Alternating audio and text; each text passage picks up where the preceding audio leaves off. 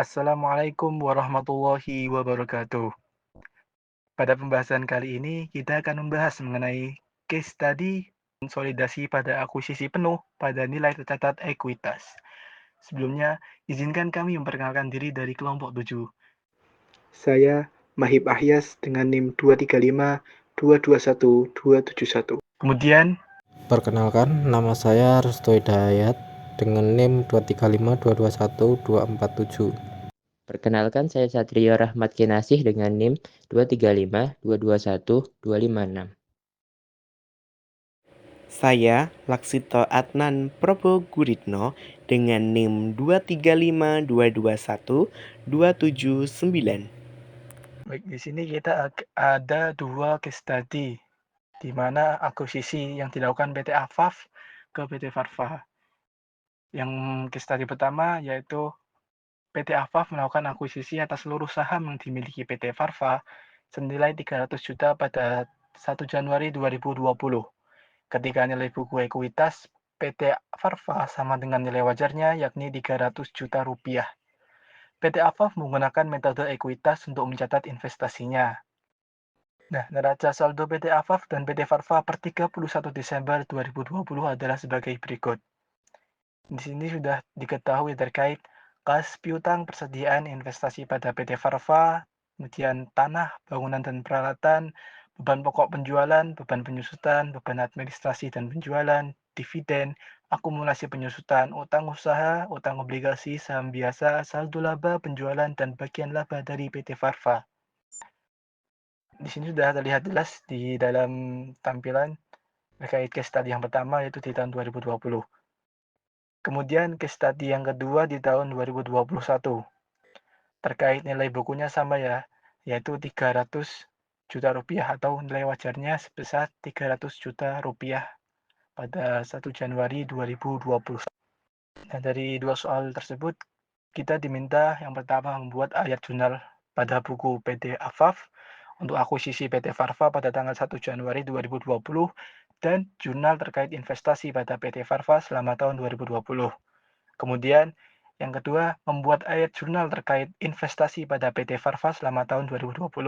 Dan yang terakhir, membuat kertas kerja konsolidasian untuk tahun 2020 dan 2021. Oke, lanjut saja yang pertama yaitu terkait jurnal akuisisi PT Farfa. Nah, di soal tadi sudah tersebutkan ya bahwa nilai akuisisi PT Farfa sebesar 300 juta rupiah. Maka jurnalnya yaitu investasi pada PT Farfa di debit sebesar 300 juta rupiah, kemudian kas di kredit sebesar 300 juta rupiah. Karena saat melakukan akuisisi mengeluarkan uang untuk mengakuisisi PT tersebut sehingga kasnya keluar dan diposisi di kredit. Selanjutnya yaitu jurnal terkait investasi pada PT Farfa tahun 2020. Untuk jurnalnya sendiri, yang pertama investasi pada PT Farfa sebesar 75 juta, bagian laba atas PT Farfa di kredit 75 juta. Nah, 75 juta ini didapat dari laba neto PT Farfa tahun 2020. Kemudian ada jurnal untuk pencatatan dividen yaitu kas sebesar 20 juta dan investasi pada PT Farfa sebesar 20 juta di kredit. Untuk kasnya tadi masuk di debit. Di sini mencatat terkait penerimaan dividen dari PT Farfa tahun 2020. Selanjutnya masuk ke perhitungan nilai buku tahun 2020. Pada bagian perhitungan jurnal eliminasi per 31 Desember 2020. Saldo per 1 Januari 2020, PT Afaf memiliki 300 juta yang terdiri dari 200 juta saham biasa dan juga 100 juta saldo laba. Laba neto sebesar 75 juta yang akan menambah saldo laba sebesar 75 juta dan dividen sebesar 20 juta yang akan mengurangi saldo laba sebesar 20 juta. Saldo-saldo tersebut didapatkan dari jurnal terkait investasi pada PT Farfa tahun 2020, di mana jadinya saldo per 31 Desember 2020 PT Afaf memiliki 355 juta yang terdiri dari 300 juta ditambah 75 juta dikurangi 20 juta. Lalu memiliki saldo laba sebesar 155 juta yang terdiri dari 100 juta ditambah 75 juta dikurangi 20 juta. Selanjutnya jurnal eliminasi tahun 2020, di mana saham biasa PT Farva didebit sebesar 200 juta, saldo laba didebit sebesar 100 juta, bagian laba atas PT Farva didebit sebesar 75 juta, dividen diumumkan dikredit sebesar 20 juta, dan investasi pada PT Farva dikredit sebesar 355 juta. Nah, jurnal ini digunakan untuk mengeliminasi ekuitas dan investasi pada tahun 2020. Makanya investasi pada PT Farva dikurangi sebesar 355 juta dan dividen sebesar 20 juta. Selanjutnya, masuk pada kertas kerja konsolidasi tahun 2020 pada bagian laporan laba rugi. Bagian laporan laba rugi terdiri dari 5 akun, yaitu akun penjualan, akun beban pokok penjualan, akun beban penyusutan, akun beban administrasi dan penjualan, dan bagian laba atas PT Farva, di mana saldo dari PT Afaf dan PT Farva didapatkan dari neraca saldo tahun 2020 yang ada pada soal. Pertama kita akan masuk ke detail dari PT Afaf, yaitu penjualan sebesar 800 juta yang akan dikurangi dari beban pokok penjualan sebesar 200 juta, beban penyusutan sebesar 50 juta, beban administrasi dan penjualan sebesar 225 juta, dan ditambah bagian laba atas PT Farva sebesar 75 juta. Jadi, penjualan tersebut akan dikurangi dengan beban-beban yang ada, lalu ditambah bagian laba atas PT Farva. Jadi, laba neto konsolidasian atas PT Afaf ada sebesar 400 juta. Selanjutnya kita akan masuk ke PT Farva, di mana penjualan dari PT Farva sebesar 250 juta ini akan dikurangi 125 juta dari beban pokok penjualan, 10 juta dari beban penyusutan, dan 40 juta dari beban administrasi dan penjualan. Jadi, laba neto konsolidasian PT Farva ada sebesar 75 juta.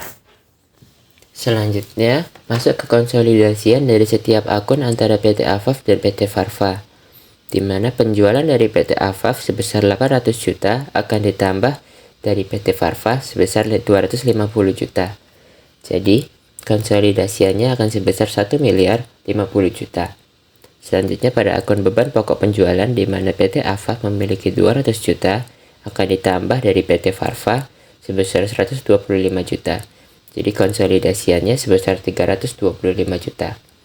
Selanjutnya masuk ke beban penyusutan, di mana PT Afaf memiliki 50 juta yang akan ditambahkan dengan PT Farva sebesar 10 juta dan konsolidasinya jadi sebesar 60 juta.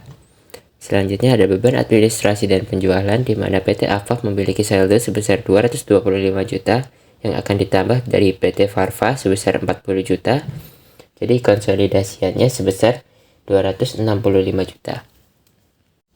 Selanjutnya masuk pada bagian laba atas PT Farva, di mana PT Afaf memiliki saldo sebesar 75 juta yang didapatkan dari laba neto PT Farva, sehingga saldo tersebut akan dienolkan pada jurnal eliminasi bagian debit sebesar 75 juta.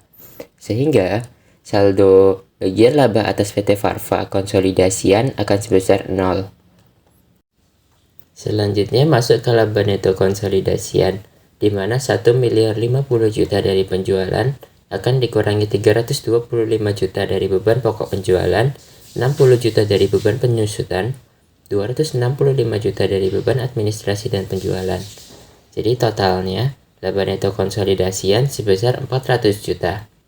Jadi walaupun saldo bagian laba atas PT Farva sudah dienolkan, laba neto konsolidasian antara PT Afaf dan konsolidasian akan tetap sama, yaitu 400 juta. Hal tersebut karena walaupun bagian laba atas PT Farva yang dimiliki PT Afaf sebesar 75 juta telah dienolkan, kita tetap menjumlahkan akun-akun penjualan, beban pokok penjualan, beban penyusutan, dan beban administrasi penjualan pada laporan konsolidasian tersebut. Jadi, bagian laba neto dari PT Farva akan otomatis ada pada laba neto konsolidasian. Selanjutnya masuk ke bagian yang kedua, yaitu laporan perubahan saldo. Nah, pada laporan perubahan saldo ini akan terdiri dari 3 akun, yaitu saldo laba awal, laba neto, dan juga dividen. Saldo-saldo ini didapatkan dari neraca saldo yang ada pada soal. Pertama kita akan masuk ke saldo laba dari PT AFAF, di mana saldo laba awalnya itu sebesar 225 juta yang akan ditambahkan dari laba neto. Laba neto ini didapatkan 400 juta dari laporan laba rugi yang telah dibahas tadi. Dan juga dividen. Dividennya ini 100 juta didapatkan dari soal atau dari neraca saldo tahun 2020. Sehingga saldo laba akhir dari PT AFAF sebesar 525 juta. Selanjutnya masuk ke PT Farva, di mana PT Farva memiliki saldo laba awal sebesar 100 juta. 100 juta ini didapatkan dari soal, yaitu neraca saldo tahun 2020 yang ada di soal itu, ditambah laba neto. Laba netonya ini 75 juta, didapatkan dari laporan laba rugi yang telah kita bahas. Nah, itu akan dikurangi oleh dividen sebesar 20 juta. Dividen ini ada pada soal dan juga ada pada jurnal terkait investasi. Nah, jadi saldo laba akhir dari PT Farva ada sebesar 155 juta atau 155 juta. Selanjutnya masuk ke konsolidasian. Yang pertama ada saldo laba awal antara PT AFAF dan PT Farva, di mana PT AFAF memiliki 225 juta. Nah, sedangkan pada bagian PT Farva yaitu sebesar 100 juta akan dienolkan. Jadi konsolidasiannya hanya sebesar 225 juta. Lalu ada laba neto. Nah, laba neto PT AFAF ini yang sebesar 400 juta. Sedangkan bagian PT Farva yang sebesar 75 juta juga akan dienolkan. Jadi konsolidasiannya hanya ada sebesar 400 juta. Selanjutnya ada dividen, di mana PT AFAF memiliki 100 juta dividen, sedangkan PT Farva memiliki 20 juta dividen ini juga akan dienolkan. Jadi konsolidasiannya hanya sebesar 100 juta. Kenapa yang 3 ini dienolkan? Karena tidak boleh mengambil laba di antara satu entitas yang sama. Jadi sudah dienolkan secara hukum. Walaupun sudah dienolkan, bagian-bagian tersebut sudah masuk ke PT AFAF.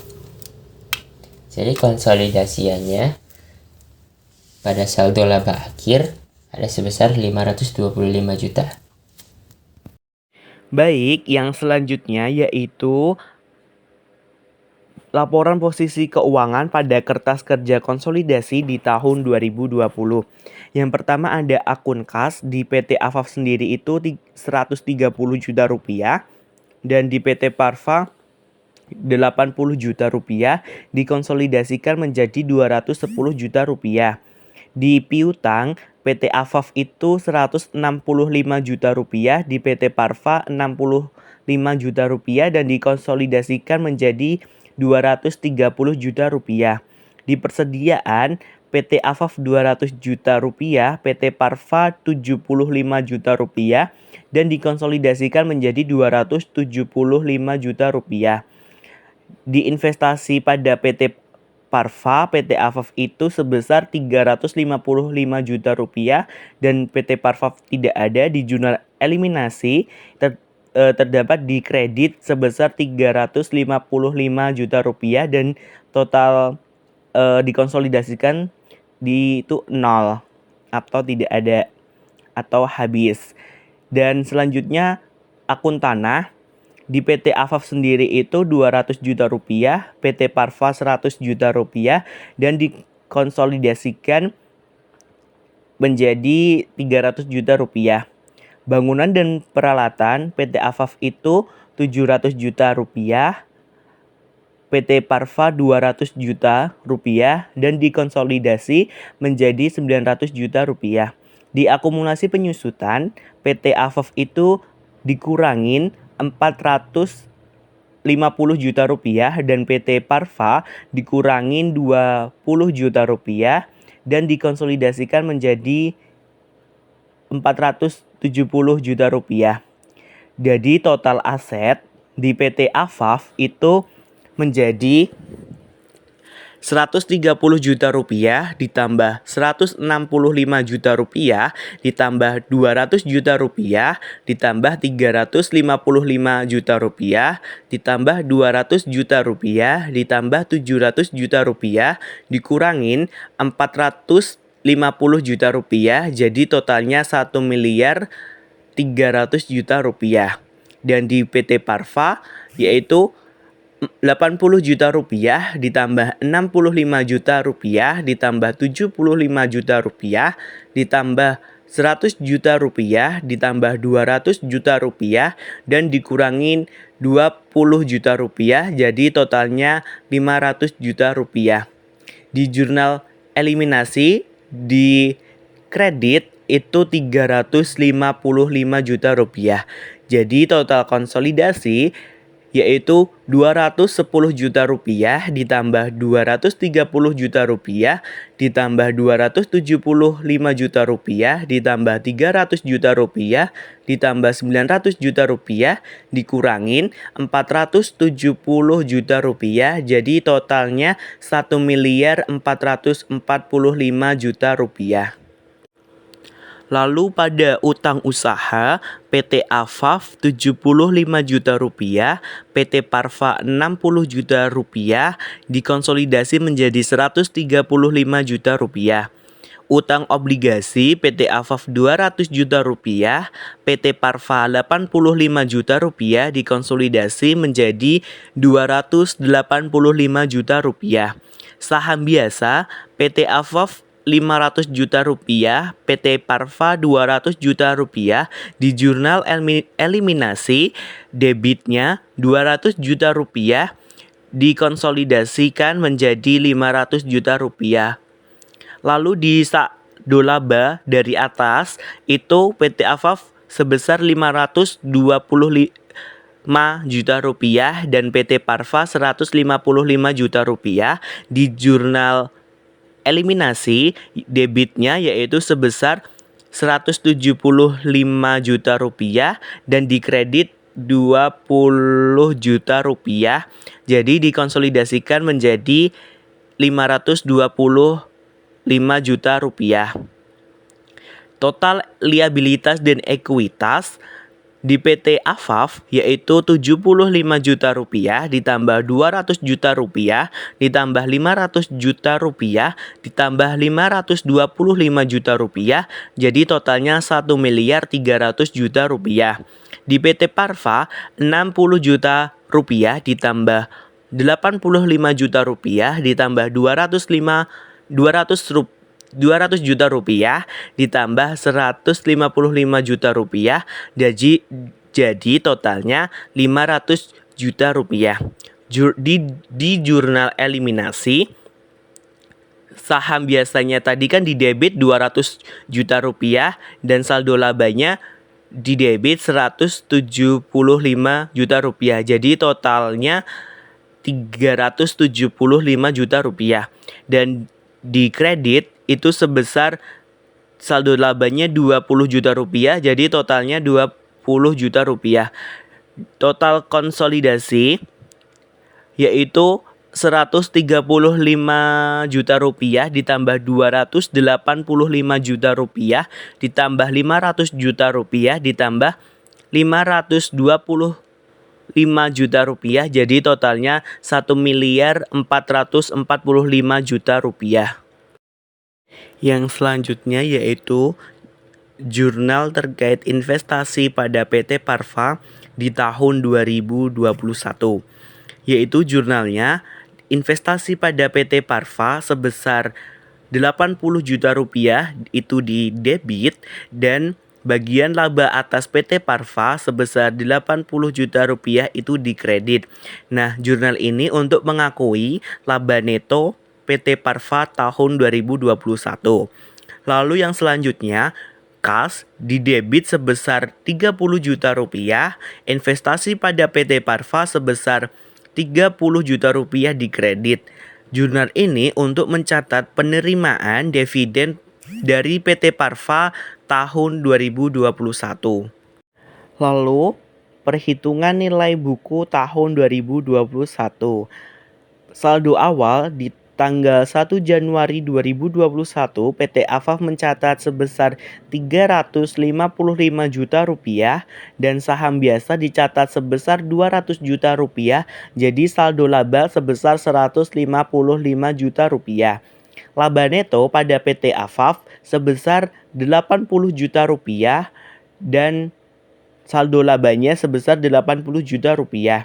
Dividen pada PT Afaf dikurangin sebesar 30 juta rupiah dan di saldo laba dikurangin sebesar 30 juta rupiah. Jadi saldo akhir pada tanggal 31 Desember 2021 PT Afaf sebesar 405 juta rupiah, saham biasanya sebesar 200 juta rupiah dan saldo labanya sebesar 205 juta rupiah. Dari 155 juta rupiah ditambah 80 juta rupiah dikurangin 30 juta rupiah. Yang selanjutnya yaitu ada jurnal eliminasi tahun 2021. Saham biasa PT Parva yaitu sebesar 200 juta rupiah di debit, saldo labanya sebesar 155 juta rupiah di debit, bagian laba atas PT Parva sebesar 80 juta rupiah di debit, dividen diumumkan sebesar 30 juta rupiah di kredit, dan investasi pada PT Parva sebesar 405 juta rupiah di sebelah kredit. Jurnal ini untuk mengeliminasi ekuitas dan investasi pada PT Parva di tahun 2021. Selanjutnya yaitu kertas kerja konsolidasi tahun 2021. Untuk mencatat laporan laba rugi penjualan pada PT Afaf senilai 850 juta di debit dan PT Farva sebesar 300 juta di debit, sehingga konsolidasiannya yaitu 1 miliar 50 juta. Untuk beban pokok penjualan pada PT Afaf 270 juta di kredit dan PT Farva 150 juta di kredit. Konsolidasiannya sebesar 420 juta rupiah. Untuk beban penyusutan pada PT Afaf sebesar 50 juta di kredit dan PT Farva sebesar 10 juta di kredit. Untuk konsolidasiannya 60 juta. Beban administrasi dan penjualan pada PT Afaf 230 juta di kredit dan PT Farva 60 juta di kredit, sehingga konsolidasiannya 290 juta. Untuk bagian laba atas PT Farva sebesar 80 juta pada PT Afaf dan jurnal eliminasi sebesar 80 juta di debit, sehingga total laba konsolidasian pada PT Afaf 380 juta dan PT Farva sebesar 80 juta. Untuk jurnal eliminasi di debit sebesar 80 juta dan konsolidasian sebesar 380 juta. Selanjutnya laporan perubahan saldo. Untuk saldo awal PT Afaf senilai sebesar 520 juta di debit dan PT Farva 155 juta di debit. Untuk jurnal eliminasi di debit 155 juta, sehingga konsolidasiannya sebesar 525 juta. Untuk laba neto pada PT Afaf sebesar 380 juta di debit dan PT Farva sebesar 80 juta di debit. Dan untuk jurnal eliminasi sebesar 80 juta di debit. Untuk total konsolidasiannya 380 juta. Untuk dividen pada PT Afaf sebesar 225 juta di kredit dan PT Farva 30 juta di kredit. Untuk jurnal eliminasi di kredit sebesar 30 juta dan konsolidasiannya sebesar 225 juta rupiah. Untuk saldo laba akhir PT Afaf 680 juta, PT Farva 205 juta, jurnal eliminasi di debit 235 juta dan di kredit 30 juta. Untuk konsolidasiannya 680 juta. Untuk laporan posisi keuangan kas pada PT Afaf 230 juta dan PT Farfa 750 juta. Untuk konsolidasiannya 305 juta rupiah. Untuk piutang pada PT Afaf 190 juta di debit dan PT Farfa 80 juta di debit. Untuk konsolidasinya 270 juta. Untuk persediaan PT Afaf 180 juta di debit dan PT Farfa 100 juta di debit. Konsolidasiannya sebesar 280 juta. Untuk investasi pada PT Farfa sebesar 405 pada PT Afaf di debit dan zona eliminasi di kredit sebesar 405 juta. Untuk tanah pada PT Afaf sebesar 200 juta dan pada PT Farfa 100 juta di debit. Untuk konsolidasinya sebesar 300 juta. Untuk bangunan dan peralatan pada PT Afaf sebesar 700 juta di debit dan PT Farfa sebesar 200 juta di debit. Untuk konsolidasiannya 900 juta. Untuk akumulasi penyusutan pada PT Afaf sebesar 500 juta di kredit dan PT Farfa 30 juta di kredit, sehingga konsolidasiannya sebesar 530 juta. Untuk total asetnya pada PT Afaf sebesar 1.045 juta dan PT Farfa 525 juta rupiah. Untuk zona eliminasi di kredit sebesar 405 juta rupiah dan konsolidasinya sebesar 1.525 juta rupiah. Untuk utang usaha pada PT Afaf sebesar 75 juta rupiah dan PT Farfa sebesar 35 juta rupiah, sehingga konsolidasiannya 115 juta rupiah. Untuk utang obligasi pada PT Afaf sebesar 150 juta rupiah dan pada PT Farfa 85 juta rupiah, sehingga konsolidasiannya sebesar 235 juta rupiah. Untuk saham biasa pada PT Afaf sebesar 500 juta rupiah dan pada PT Farfa sebesar 200 juta rupiah. Untuk zona eliminasi di debit sebesar 200 juta, sehingga konsolidasiannya sebesar 500 juta rupiah. Untuk saldo laba pada PT Afaf 680 juta rupiah dan pada PT Farfa 205 juta rupiah dari laporan perubahan saldo tadi. Untuk jurnal eliminasi 235 juta di debit dan 30 juta di kredit. Untuk total konsolidasiannya 685 juta, sehingga total liabilitas dan ekuitasnya pada PT Afaf sebesar 1.405 juta rupiah dan PT Farfa 525 juta rupiah. Jurnal eliminasinya di debit 435 juta dan di kredit 20 juta.